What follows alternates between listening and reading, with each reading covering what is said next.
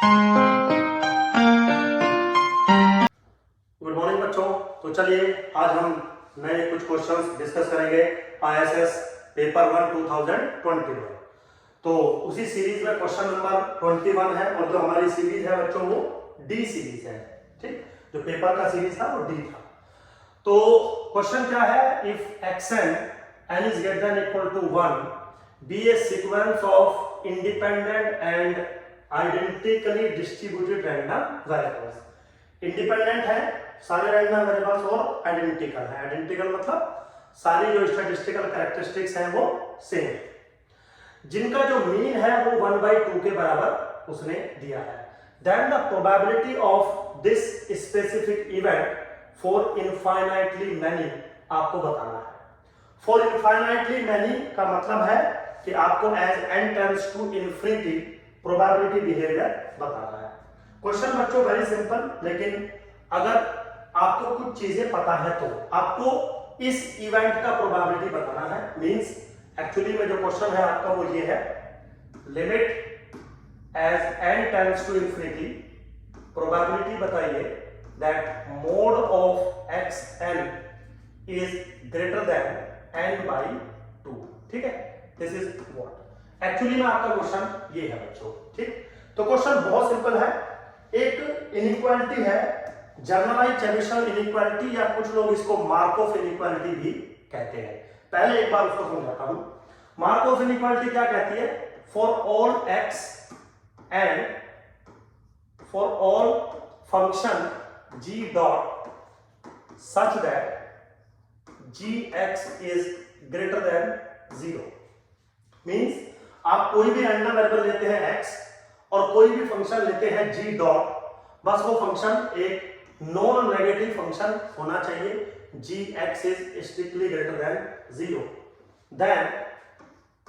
then the probability that g of x is strictly greater than k is always less than equal to expectation of gx divided by k for all k which is positive।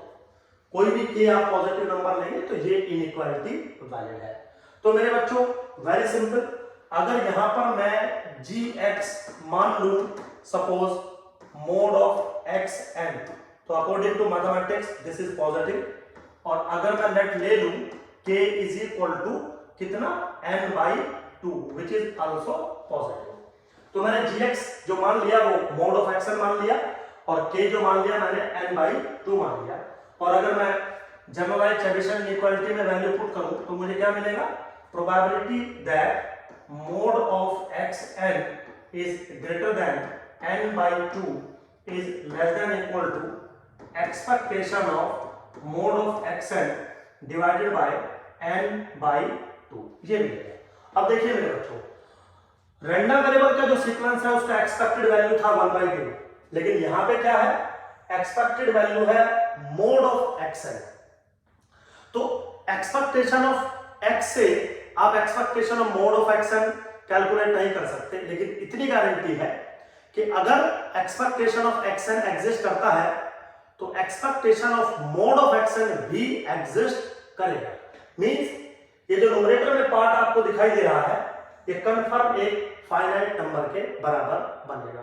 तो मेरे बच्चों अगर मैं limit लगा दूं दोनों तरफ, अगर मैं दोनों तरफ लिमिट लगा दूं जैसा मुझे क्वेश्चन में दिया गया है, limit n times to infinity, और ये फाइनाइट नंबर है तो this divided by n when n tends to infinity value become 0। So the limit n tends to infinity probability of this one is less than equal to 0। अब less than 0 तो हो नहीं सकता, क्या value बनेगी, only 0। तो A option is the correct option. Simple था, अगर आपको कॉन्सेप्ट थोड़ा सा भी आइडिया है तो ये चीजें बच्चों बहुत इजी होती है। हम लोग अपनी क्लास में बता के चलते हैं कि ये स्पेसिफिक इवेंट अगर आपको लेके चलना है तो मार्कोव इनइक्वालिटी या चेबीशेव इनइक्वालिटी कैसे एप्लीकेबल होती है। चलिए अगले क्वेश्चन पे चलते हैं। नेक्स्ट क्वेश्चन क्या है, suppose n is a natural number and the random variable y is distributed as this one. मतलब n एक नेचुरल नंबर है और जो y रैंडम वेरिएबल उसने डिफाइन किया है वो इंटीजर वैल्यू ले रहा है, पॉजिटिव भी नेगेटिव भी इंक्लूडिंग 0।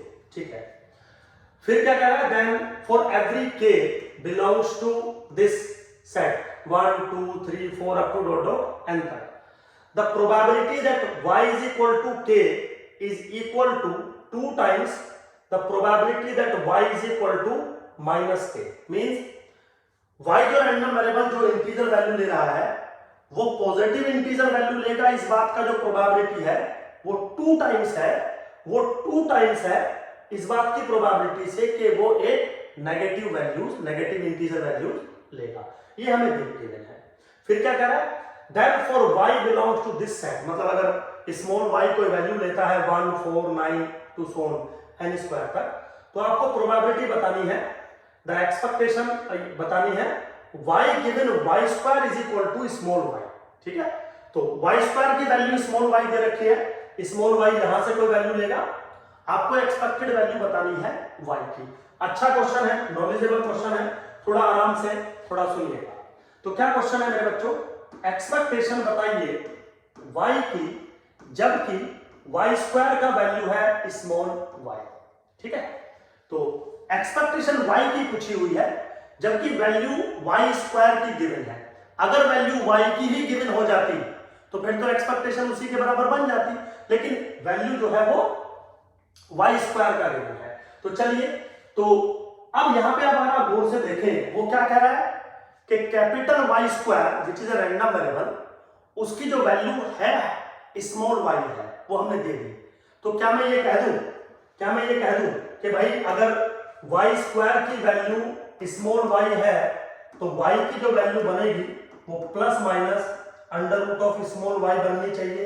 यस, इसका मतलब for a given small y जो कैपिटल Y है वो दो वैल्यू ले सकता है, एक प्लस के अंडर रूट ऑफ y और एक माइनस के अंडर रूट ऑफ y, और जो आपका स्मॉल y है वो यहां से कोई वैल्यू ले सकता है। ठीक, सो can I say that this is equal to plus के under root of y into probability that y will take value plus under root of y given that y square is equal to y plus minus के under root of y into probability that y is equal to minus के under root of y given that y square is equal to y। Be careful, very easy, simple है बिल्कुल अगर आप चीजों को समझोगे। भाई जो y है वो दो वैल्यू ले रहा है, एक प्लस रूट y और एक माइनस रूट y, और एक्सपेक्टेशन y की चाहिए और y से दो वैल्यू ले रहा है, एक तो प्लस के रूट y, तो इसकी प्रोबेबिलिटी अब क्योंकि कंडीशनल है तो प्रोबेबिलिटी भी कंडीशनल आएगी, प्लस माइनस के रूट y इनटू इसकी कंडीशनल प्रोबेबिलिटी, ये वैल्यू होगी एक्सपेक्टेशन ऑफ x की। नाउ अगर हम इसको थोड़ा सा सिंपलीफाई करें बच्चों, तो अंडर रूट ऑफ y मैंने पहले रखा into this is what basically probability that y is equal to plus के root y intersection with y square is equal to y divided by probability that y square is equal to y। ये मैंने कैसे लगाया, वो conditional probability वाला है ना, joint divided by marginal. Now minus के अंडर रूट ऑफ y मेरे पास ये है into probability that y is equal to minus के root y intersection with y square is equal to y divided by probability that y square is equal to y। ये simple calculation है बिल्कुल। अब अगर आप गौर से देखें, सो दिस इज व्हाट मेरे बच्चों, this is under the root of y into, देखिए यहां पे क्या है y is equal to plus root y, और यहां पे क्या है y square is equal to y। तो इस y square is equal to y को मैं क्या लिख सकता हूं, y is equal to plus minus y, plus minus root y। तो ये प्लस माइनस रूट y हो जाएगा और ये प्लस के रूट y है, कॉमन क्या आएगा प्लस के रूट y, तो न्यूमरेटर पार्ट जो बन जाएगा वो बन जाएगा probability that y is equal to plus के रूट y डिवाइडेड बाय, नीचे क्या बनेगा प्रोबेबिलिटी दैट, नीचे क्या है y square is equal to y, इसका मतलब y की वैल्यू या तो प्लस के रूट y होगी या तो माइनस के रूट y होगी। तो नीचे वाले को हम क्या लिख सकते हैं, y is equal to plus के रूट y और माइनस के रूट y। डिनोमिनेटर पार्ट में। नाउ माइनस के under the root of y मैंने यहाँ कॉमन ले लिया। अगेन फिर यहाँ पे y is equal to minus के रूट y और y is equal to plus minus minus root y। तो अगर हम इंटरसेक्शन करेंगे तो कॉमन पॉइंट क्या बचेगा, y is equal to minus के रूट y डिवाइडेड बाय नीचे से probability that y is equal to plus के रूट y और माइनस के रूट y। ठीक है, चलिए वेरी सिंपल। अब देखिए मेरे बच्चों, ये जो वैल्यू बनेगी वो पॉजिटिव इंटीजर बनेगी, ये जो वैल्यू बनेगी वो नेगेटिव इंटीजर वैल्यू बनेगी। तो अगर हम थोड़ा सा सॉल्व करें इसको, अंडर रूट ऑफ y मैंने सेम रखा into probability that y is equal to under root of y मैंने सेम रखा divided by probability that y is equal to plus के root y plus probability that y is equal to minus के root y। ठीक है, मतलब denominator वाले part को मैंने ऐसे ब्रेक कर दिया। नाउ माइनस के under root of y into probability that y is equal to minus के root y divided by probability that y is equal to plus के root y plus probability that y is equal to minus के root y। ठीक है, ये मैंने value डाली। अब थोड़ा सा चलिए ऊपर से मैं रख कर देता हूं, मेरे हिसाब से आप लोगों को समझ में आ रहा होगा। तो ये जो हमारी जो वैल्यू चल रही है वो expectation of y given y square is equal to y चल रही है। ठीक, अब देखिए मेरे बच्चों, अंडर रूट ऑफ y मैंने कॉमन रखा इनटू, अब देखिए यहाँ पे रूल था कि probability that y will take value positive integer is 2 times the y will take value 2 times the y will take value negative integer. तो वो चीज अगर मान लीजिए मैं यहाँ पे एप्लीकेबल करूं और इस चीज को मैं कैसे लिख सकता हूं, this is 2 times probability that y will take value minus के रूट y। गौर से देखिएगा, ये पॉजिटिव इंटीजर ले रहा था, इसकी वैल्यू 2 times probability that y will take value negative integer. यहां पे अगर हम वैल्यू की बात करें डिनोमिनेटर में तो 2 times probability that y will take value minus के रूट y और plus probability that y will take value minus के रूट y।